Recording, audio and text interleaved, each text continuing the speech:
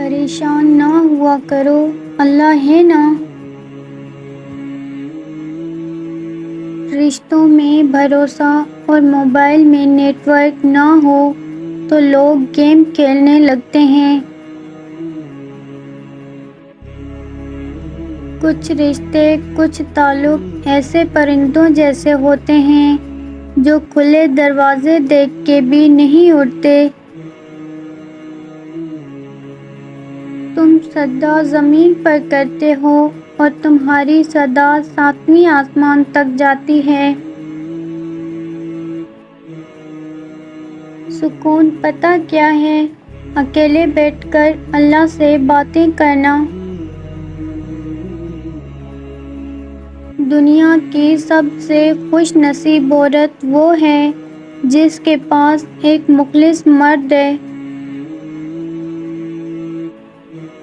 میں نے یقین کے ہر درجہ پر اپنے اللہ کو پایا ہے، الحمدللہ۔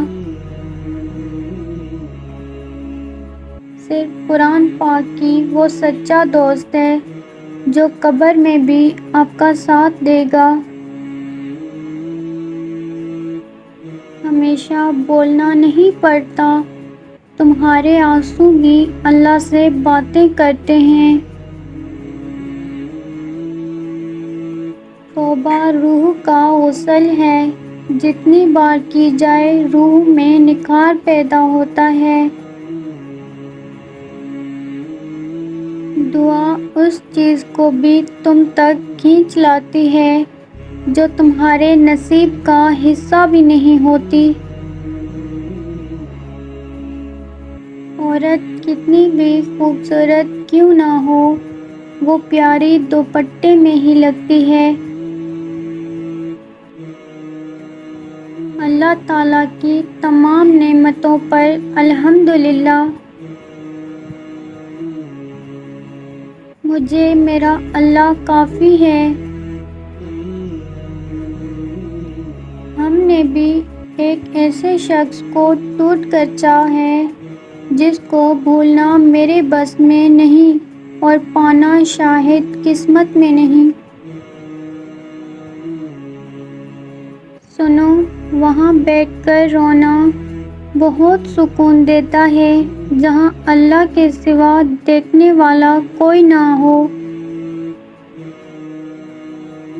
جب آپ آپس میں ایک دوسرے کے لیے دعا کرتے ہیں تو وہ پاک محبت ہوتی ہے۔ اور اپنے پروردگار ہی سے دل لگاؤ۔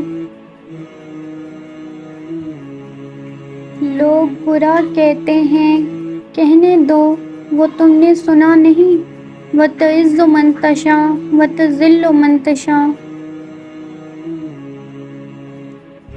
اللہ کو بہت پسند ہے جب آپ دنیا سے نہیں اللہ سے مانگتے ہو۔